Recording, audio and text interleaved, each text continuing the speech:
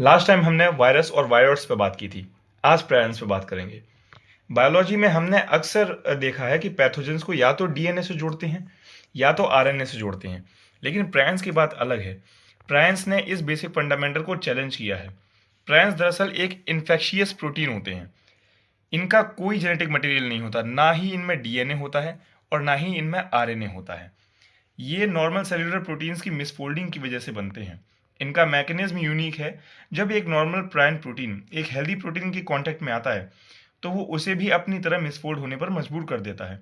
इस प्रोसेस से brain tissue में ब्रेन टिश्यू में जो है एग्रीगेशन हो जाता है, जिस वजह से न्यूरो डिजनरेशन होने लगता है और इस कंडीशन को हम कहते हैं स्पॉन्जिफॉर्म इंसेफेलोपैथी।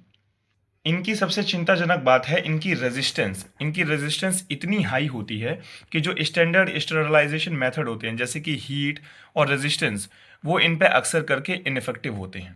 साइंस पर रिसर्च आज भी एक मेजर साइंटिफिक चैलेंज है, क्योंकि ये प्रोटीन फोल्डिंग के रहस्यों और फेटल ब्रेन डिसीजेस के बीच में एक बहुत इंपॉर्टेंट कड़ी है। नाउ, नॉर्मल प्रोटीन्स जो हैं वो अल्फा रिच होते हैं और जो प्रायंस होते हैं वो बीटा रिच एग्रीगेट होते हैं। तो जो प्रायंस होते हैं वो प्रोटीन्स को इंसॉल्युबल बना देते हैं और रेजिस्टेंस बना देते हैं प्रोटीजेस के लिए। मतलब प्रोटीजेस क्या होते हैं? एंजाइम्स जो कि प्रोटीन्स को ब्रेक करते हैं। तो मतलब जो प्रायंस हैं वो ब्रेक भी नहीं हो सकते प्रोटीजेस के थ्रू। तो ये सब बात थी प्रायंस के बारे में। बाकी मिलता हूँ कल। बाय।